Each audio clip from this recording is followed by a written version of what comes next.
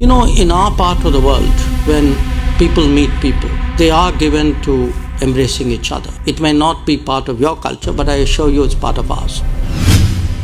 पहले हाथ मिलाया और फिर गले लगा लिया। पीएम मोदी ने यूक्रेन के राष्ट्रपति व्लादिमीर जेलेंस्की को गले लगाकर भारतीय संस्कृति का परिचय दिया, लेकिन शायद कुछ लोगों को यह अच्छा नहीं लगा। दरअसल यूक्रेन की आजादी के बाद से भारत का कोई प्रधानमंत्री पहली बार कीव की धरती पर पहुंचा तो यह इतिहास बन गया। अमेरिका से लेकर यूरोप तक ने पीएम मोदी की इस यूक्रेन यात्रा का स्वागत भी किया, लेकिन पीएम मोदी के यूक्रेन दौरे के बीच एक विदेशी पत्रकार ने मोदी और पुतिन का मजाक उड़ाने की कोशिश की, वो भी विदेश मंत्री एस जयशंकर के सामने। लेकिन शायद ये पत्रकार भूल गया कि एजेंडा चलाने वालों का इलाज एस जयशंकर कैसे करते हैं। इस विदेशी पत्रकार का सवाल इस पर ही भारी पड़ गया। अपनी बेइज्जती करवाने के बाद ये पत्रकार भी सोच रहा होगा कि सवाल पूछा ही क्यों था। इस पत्रकार का सवाल और विदेश मंत्री का जवाब हम आपको सुनवाएंगे, लेकिन उससे पहले ये देखिए कि ये बवाल क्या हुआ।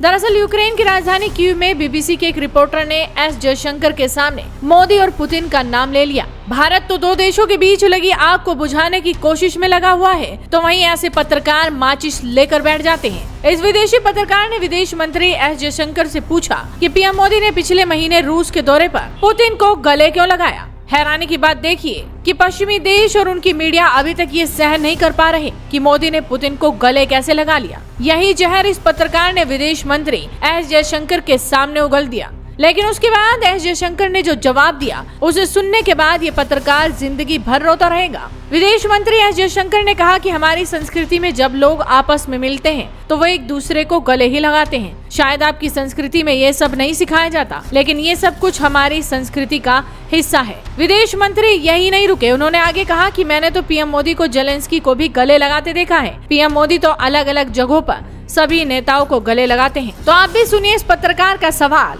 और फिर विदेश मंत्री एस जयशंकर ने क्या जवाब दिया, किस तरह से इसकी बोलती बन की, वो भी देखिए। Minister Nick Beek from BBC News. You talked about Prime Minister Modi's visit to Moscow last month, and a lot of people here were very upset to see that embrace between the two leaders. In light of that, I'm just wondering whether you had difficulty today persuading President Zelensky that India is not favouring Russia, but is indeed pursuing a policy of non-alignment.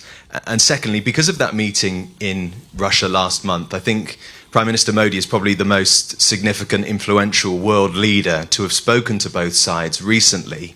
What personal role could he play in some sort of pursuit of peace? Thank you. Regarding your question, you know, in our part of the world, when people meet people, they are given to embracing each other. It may not be part of your culture, but I assure you it's part of ours. So, in fact, today I think I saw the Prime Minister also embrace President Zelensky, and I've seen him do it with a number of other leaders in a number of other places.